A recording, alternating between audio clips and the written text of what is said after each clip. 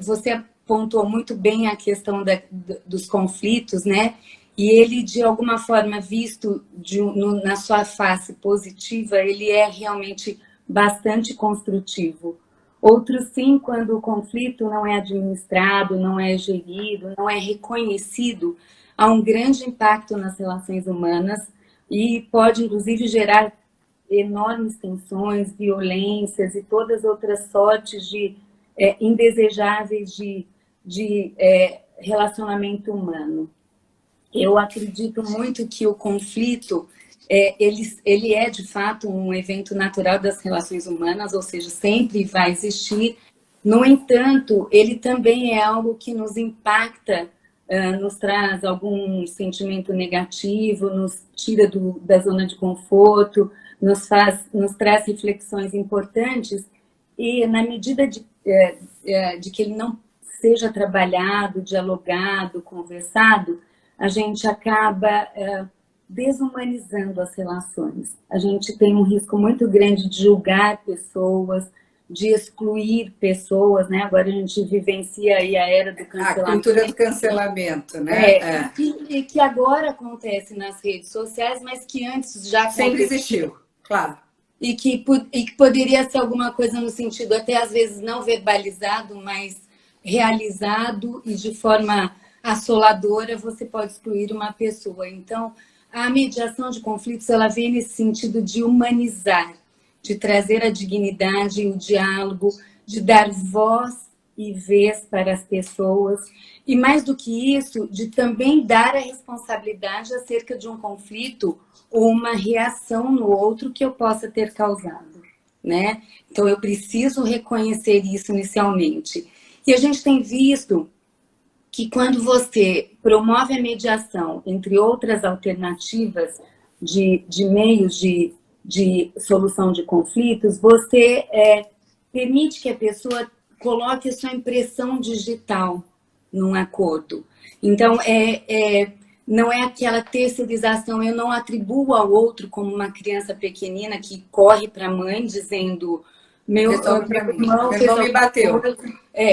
E aí terceiriza a solução disso, né? E às vezes a gente adulto mantém essa reação terceirizando para todos os outros, instituições, judiciário e todas as outras esferas que decidam pela gente. E muitas vezes a melhor solução está na própria pessoa. Primeiro, no que ela pode cumprir, na opção do que ela tem para cumprir. E segundo, no que ela deseja, o que é necessário para ela. Então, você falou muito bem sobre o conflito e tratando e vocês já estão discorrendo sobre essa temática de forma tão brilhante, mas eu queria só aqui trazer um pouco da questão das formas de conflito, né? Não dá para falar de mediação sem amarrar um pouco com o conflito. Que podem ser intrapessoal, é aquele que eu acordo e falo assim, com que roupa eu vou, né? Então, tem até o samba, com que roupa eu vou. Aquela coisa de questionamentos internos, de dúvidas. Sim. E de conflitos conosco mesmo, né? Adriana, por que você fez isso outra vez? Conflituando comigo mesmo. Tem a questão interpessoal, que é entre pares, entre duas pessoas, a díade, e tem os intergrupais. E eles têm um impacto eles têm uma dimensão cognitiva, uma dimensão emocional, e aí tem até na técnica de mediação de conflitos, a professora Célia Zapparoli, ela utiliza um termômetro de reações e sentimentos, para você mapear mais ou menos como você se sente num conflito, né? Então, eu tenho sudorese em tal nível, eu tenho taquicardia, eu fico vermelha, quais são os meus sentimentos e as minhas reações e quais são as do outro, porque isso é um termômetro importante, inclusive, para as crianças e jovens irem se vendo até onde ele pode ir conversando com aquela outra pessoa, no sentido de não gerar uma tensão muito grande, o que a gente chama na teoria de espiral do conflito, que é alguma coisa que depois passa a ser pouco administrável, quando o assunto vai e pode gerar, como diz até uma Vinha, a própria Lucinha Antonieta, na questão da violência, que é também preciso diferenciar o que é conflito, o que é disputa, o que é violência, para dar o tratamento adequado. E Adri, tem um ponto aqui que também acho que é bem importante, já que você está fazendo essa diferenciação, que é nós pensarmos a diferença entre um conflito interpessoal, né, ou intergrupal, como você disse, né, e um bullying, uma situação de bullying. Né? Já vou fazer aqui, dar um spoiler, que o nosso papo do meio-dia de setembro vai ser todo dedicado a gente falar sobre bullying. E justamente porque a gente entende que é importante fazer essa diferenciação, que numa situação de bullying, porque tem algumas características específicas, que aí vocês vão ter que ouvir a gente em setembro, né? A gente não pode fazer uma mediação de cara colocando o autor e o alvo, sendo que a gente tem ali um alvo que é frágil, né? Que se sente ali numa situação mais fragilizada e referente àquele autor de bullying, para se fazer uma mediação. Esse é um dos grandes problemas que a gente tem na escola, né? E aí a gente vai falar mais sobre isso no nosso papo de setembro, mas eu queria fazer esse paralelo aqui, justamente para mostrar isso, né? Que os princípios do trabalho com bullying, eles são os mesmos princípios da mediação, mas existem alguns cuidados, principalmente no início do trabalho, né, do tratamento ao bullying, quando a gente sabe que tem um autor e um alvo, que precisam ser considerados. E um deles, que é um erro recorrente da escola, que é justamente colocar autor e alvo numa mediação. Então, na dúvida, não faça isso, né? Mas a gente vai falar mais disso quando a gente for falar sobre o método de preocupação compartilhada em setembro, que é uma técnica, né, um método para se trabalhar com as questões de mediação frente a uma situação de bullying. É uma metodologia específica, né? Vou assistir, e perfeito. E a mediação, de fato, se ela não for bem conduzida, ela pode gerar grandes conflitos e tensionar muito as relações. Inclusive, o acordo, às vezes a gente vê que acordos mal realizados, ou um próprio acordo que teoricamente estaria tudo resolvido, é o outro gerador de conflito. Então, é preciso ter muito critério. A mediação, ela não busca fatos passados e alguma coisa de certo ou errado. Eu vou até, então, abordar um pouco a questão da comunicação, Adri, que acho que vale a pena. Nós temos há 100 mil anos, mais ou menos, o desenvolvimento da linguagem humana, né? Então, é alguma coisa que num relógio, se você olhar, é mais ou menos 11h59, que a gente está começando a aprender, enquanto ser humano, a linguagem, a comunicação.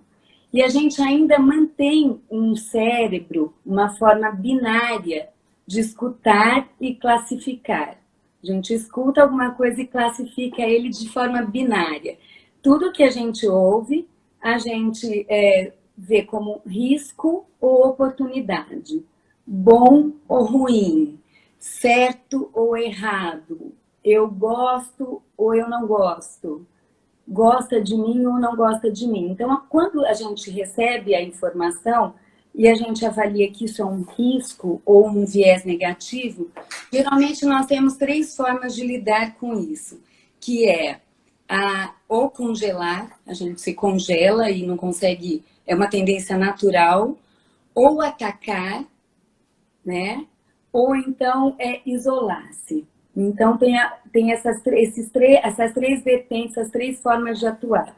E tem a 4ª forma, que é comunicar-se assertivamente, ouvir o outro, entender, colocar-se para o outro, dizer o que está acontecendo com você, porque muitas vezes, com essa comunicação truncada, essa, como diz o Milton Yang, inforragia, esse número excessivo de informação, esse volume excessivo, nós temos pouco tempo para dialogar, para refletir. E isso é um grande gerador de conflitos. E aí a gente sempre fala que a mediação é um dos métodos alternativos, existem tantos outros como conciliação, círculos restaurativos, a própria equipe de apoio que vocês tanto preconizam de forma tão oportuna, é uma outra metodologia de suporte aos conflitos, né? Mas, essencialmente, a mediação de conflitos, ela é um método ancestral. Os antigos xamãs das aldeias faziam mediação entre uma aldeia e outra, uma família e outra família em conflito. E recentemente ela foi resgatada em vários países, inclusive no Brasil, por volta fora do Brasil dos anos 60, 70. E isso tem tomado um volume muito grande. No meio judicial, isso é muito valoroso, em que pese algumas resistências, porque nós temos hoje aproximadamente 100 milhões de processos em tramitação, né? E aproximadamente R$ 450 é gasto per capita para manter o judiciário, que é uma instância importante, oportuna, mas que uma justiça que demora tanto para sentenciar e para dar uma decisão, ela acaba não sendo justiça como os próprios juristas comentam. Mas o que a gente gostaria de ver, e aí o meu encanto de levar a mediação para o âmbito escolar, é essa mudança de cultura mesmo. Como o professor o jurista Egberto fala, a questão da cultura da paz, do diálogo, da responsabilidade e da convivência, que é o que tanto a Convivir Mais trabalha, tanto o GPEM estuda, é nesse sentido. Então, sem dúvida, né? Eu gosto muito da professora Malvina, que fala que a mediação de conflitos tem outros tantos teóricos, mas a professora Malvina respalda que é a arte de harmonizar o conflito, é a arte de explorar a face positiva dele por meio do diálogo entre as partes, de forma assistida por um terceiro neutro, que a gente fala em quatro princípios essenciais da mediação, que é a confidencialidade, a imparcialidade, e alguns autores têm usado mais o nome de equidistância, que eu gosto bastante, né? Então, o mediador, a terceira pessoa, deve manter-se equidistante, ele não está para julgar, e aí é um grande risco, como você disse, de uma mediação mal conduzida, do mediador se apoderar de uma decisão para as duas partes e começar a tendenciar para um lado e deixar o outro lado sem voz e vez para falar. Então, é alguma coisa que a gente precisa ter uma competência, uma capacitação e um perfil para isso, de ouvir de forma... E, Adri, e acho que quando a gente pensa nisso na escola, é mais sensível ainda, né? Porque normalmente na escola as pessoas que fazem as mediações são pessoas que conhecem os alunos, vamos pensar na mediação entre alunos, né? Então, normalmente, eu já sei o histórico daquele aluno, e muitas vezes é assim, de novo esse menino, né? Ou ele já mentiu uma vez, ele já enganou uma vez, ele já, né? Então, manter essa equidistância na escola é um exercício muito difícil, mas essencial, né? Essencial. E é exatamente isso que você está dizendo. Você não pode nem desqualificar uma demanda, um conflito em razão da pessoa envolvida e nem hipervalorizar, né? Porque aí você perde esse equilíbrio. Um outro princípio da mediação é a voluntariedade das partes. É interessante que eu tenho estudado muito sobre comunicação e você não fala àquele que não quer ouvir, porque você vai falar e aquilo vai virar... Os seus argumentos viram justificativas e não foram pedidos. Então, a gente precisa da voluntariedade da parte. As partes precisam querer estar lá, né? A questão da confidencialidade, isso também é preciso tratar com mais discrição, com mais resguardo, para que a pessoa não se sinta invadida, exposta. E isso é um princípio inegociável da mediação, essa questão da confidencialidade. E, Adri, existe também um princípio muito forte de um ambiente sociomoral cooperativo, que são as relações de confiança, né? De respeito e confiança. Então, se a escola não se constitui como um lugar de respeito, um lugar de confiança, principalmente por parte dos educadores, né? Porque precisa partir do educador, precisa partir do adulto, né? Numa situação como essa, muitas vezes as crianças e adolescentes se sentem mais vulneráveis. Né? Quando de repente acontece uma situação de mediação e entra um professor na sala e fala: fiquei sabendo aquilo que você fez, né? Como assim?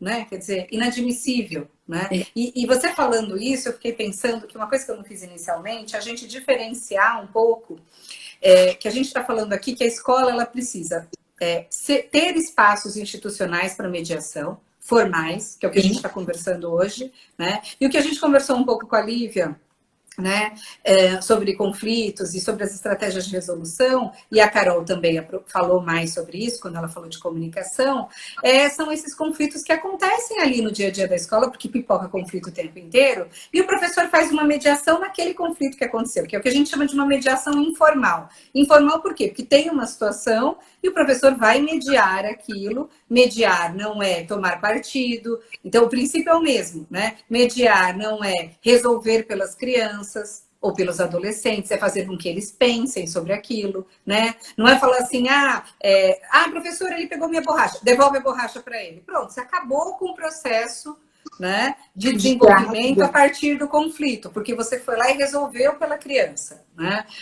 Que eles aprendam a falar com quem é de direito, que não é também largá-los à própria sorte, vai lá e se vira, né? Então, isso é um tipo de mediação. E é uma mediação que nós estamos falando aqui hoje, que é um espaço institucional, que a gente tem trabalhado muito com os orientadores educacionais, com os coordenadores, né, da escola, ter esses espaços em que qualquer pessoa pode pedir uma mediação. E aí acho que cabe muito isso que você está dizendo, que é nós pensarmos que eu preciso querer. Então, se eu estou com um problema, acabei de ver que o Raul Alves entrou aqui, já vou aproveitar ele de exemplo. Se eu estou com um problema com o Raul, né, o que eu faço? Eu posso pedir para o mediador da minha escola que eu quero uma mediação com o Raul.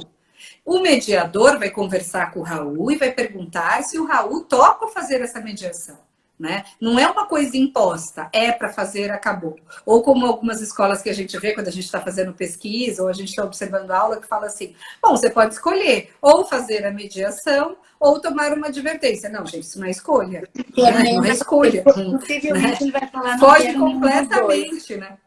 Não, e ele não vai querer nenhum dos dois. E ele precisa, esse jovem, essa criança e esses colaboradores, esses funcionários, o corpo todo da escola, precisa compreender a importância desse ambiente de diálogo. Isso precisa ser cultural na instituição. Então, não adianta eu convidar para uma mediação se eu sou uma instituição que tem um viés autoritário, que tem um viés de pouco diálogo, porque as pessoas percebem essa fragilidade. Ué, tá me convidando para conversar e eu, em outros momentos, não vejo espaço para um diálogo. Então, precisa ser todo um movimento de criação de uma cultura dialogal, né? E isso não se fala, isso se faz. Isso não se anuncia, isso se promove, né, na prática. Sim. E aí uma outra, muito boa, muito bom seus comentários, Adri. Alguma coisa que a gente fala também é a questão da autonomia das partes, porque é preciso que elas se responsabilizem pelo conflito, né? A gente tem um professor Carneiro que fala da desculpability. Sempre o ser humano fala, não fui eu que fiz, não é comigo, ou eu fiz por isso, sempre justificando. E a mediação de conflito devolve às partes a responsabilidade pelo que gerou, pelo que causou. Isso é didático, isso é pedagógico, isso é construtivo, no sentido de eu perceber que eu não posso ter qualquer reação, porque eu posso impactar negativamente numa pessoa, né? Eu preciso ter a questão da convivência, como vocês dizem, da regulação, da autonomia. E aí, entrando um pouco mais na questão prática do conflito, e depois a gente fala um pouco o que é institucionalizar. A questão do conflito, é preciso primeiro que exista a detecção, porque muitos conflitos não são reconhecidos. Na minha prática enquanto mediadora, muitas vezes uma parte falava assim, nossa, mas eu não estou nem sabendo que está acontecendo alguma coisa. Né? Então, essa questão do não reconhecimento, eu preciso que a outra parte que demandou... Reconheça que é um conflito. Que exista um conflito, né? Então, depois a gente passa para uma outra fase, que é a fase de compreender a causa que gerou o conflito, né? Mas veja que, diferentemente dos outros métodos, a mediação ela não visa muito o olhar para o passado. Por exemplo, um processo judicial, ele fica buscando provas, né? A metodologia. O nosso não é a questão maniqueísta, certo e errado, e quem falhou ou não. É mais na questão de, lógico, saber o cenário do conflito, que aconteceu, ter os sentimentos, saber o que aconteceu, saber o impacto que isso teve no outro, mas daqui para frente o que nós vamos fazer? E inclusive avaliar se nós não nos restabelecermos ou se nós não criarmos mecanismo para uma convivência, o que vai acontecer? Avaliar também algum dano posterior. Eu posso querer não conversar, mas eu tenho que saber que isso vai ter um impacto na relação. Uma outra coisa é muito interessante, porque a pessoa sempre chega com uma posição. Então, é o que ela quer, né? Então, ela está mediante o conflito. Quando ela senta à mesa de negociação, ela fala... Por exemplo, eu vou dar aqui um exemplo entre alunos. Um trabalho de equipe e, olha, eu quero ele fora da minha equipe porque ele não faz nada e quando eu vou fazer, ele não deixa eu falar, ele não me reconhece, enfim. Todas essas coisas. Então, ele quer... O que ele quer, o que a gente chama de posição, é o que geralmente está para fora do iceberg. É a posição dele. O que depois a gente trabalha na mediação, o que é sentimento. E o que isso está trazendo para você? Isso na mediação narrativa é muito interessante. Qual o impacto disso? William Ury fala que a gente tem que ir para o balcão, para a varanda, olhar de longe, ver qual o impacto. Eu tenho feito isso comigo. Qual o impacto que essa situação está me trazendo? Porque é uma reflexão importante. E depois disso, falar do meu real interesse. Por quê? Porque nessa ponta mais afundada do iceberg, que geralmente fica escusa, e que numa discussão não guiada, não orientada, ela fica só na parte da posição e ninguém abre e flexibiliza, porque a gente não quer resolver, a gente quer ganhar a parada. Eu quero ter a última palavra, eu que ganhei. Eu queria que ele saísse do meu grupo e ele saiu agora, foi expulso. E não é esse... A essência da mediação é essa resiliência, essa flexibilização. Eu preciso dar um passo atrás para continuar caminhando. O que é necessário para mim, eu preciso ver também a necessidade do outro. Então, por exemplo, nesse caso que a gente citou, eu quero que ele saia porque...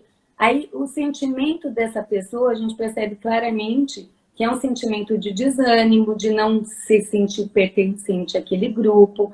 Então, a gente vai avaliando isso, às vezes, numa pré-mediação ou até conjuntamente com a segunda parte. E qual que é o interesse dele? O interesse é eu ser reconhecido, é eu ter um espaço, eu dar uma sugestão neste grupo e as pessoas minimamente ouvirem a minha sugestão.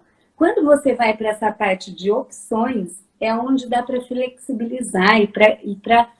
então você quer ser reconhecido. Como você se sentiria reconhecido? Eu quero falar, por exemplo, e ele me ouvir. Aí você pergunta para outra parte, está entendendo? É possível ouvi-lo? Então é onde tem a margem toda de negociação. E aí, finalmente, o acordo, que é alguma coisa que se celebra mediante, existem vários modelos, mediante termo ou não, enfim, tem toda uma metodologia. E o follow-up, né? Vendo se o acordo foi cumprido, se as partes saíram satisfeitas e tudo mais. Agora, a gente vai conversar um pouco sobre o que é institucionalizar uma mediação. E, Adri, acho que disso que você está dizendo, né? Claro que o nosso tempo aqui ele é muito restrito, da importância da escola de fato estudar de forma profunda e complexa, né, a mediação.